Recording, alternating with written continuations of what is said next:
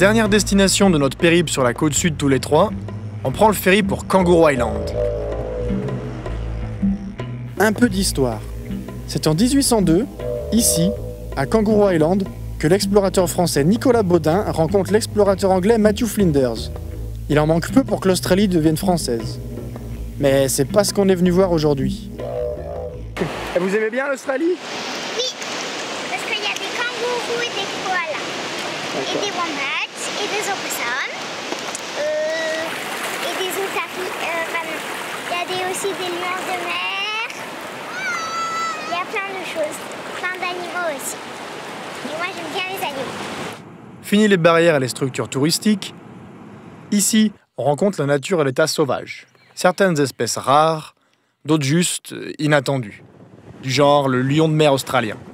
Une des nombreuses espèces protégées, il n'en resterait qu'environ 12 000.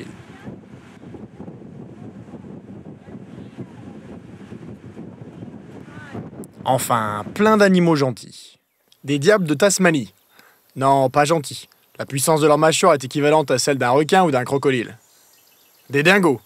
Non plus. C'est parce qu'ils s'attaquaient au pâturage qu'on a dû construire une barrière de 5300 km traversant l'Australie du nord au sud. En fait, l'Australie est l'un des premiers continents à s'être détaché du reste du monde. C'est pourquoi les animaux sont un peu bizarres.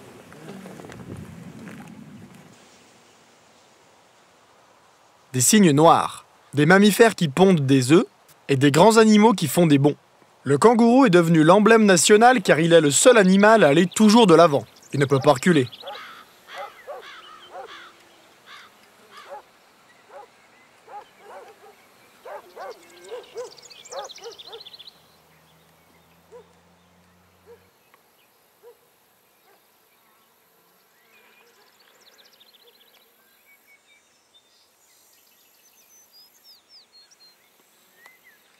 Certains peuvent atteindre une vitesse de 70 km/h avec des bonds d'une distance de 12 mètres.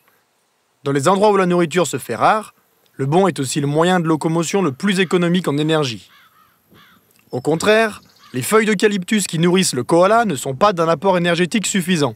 C'est pourquoi il dort une vingtaine d'heures par jour et qu'il a souvent l'air perché.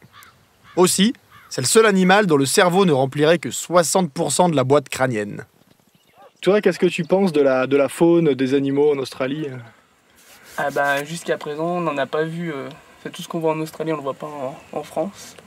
Du genre les kangourous, koalas, tous ces marsupiaux-là. Et puis, c'est vraiment sauvage, quoi.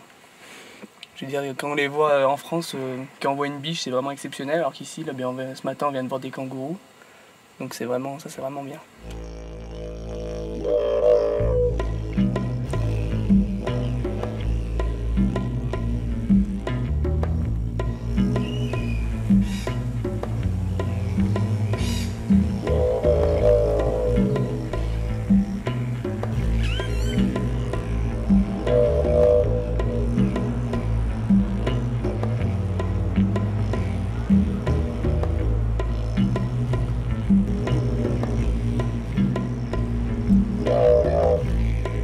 Alors dis-moi Flo, c'est quoi ce que t'as mis autour de ton chapeau là? C'est des joncs ou des petites herbes et ça évite de choper les mouches dans les yeux.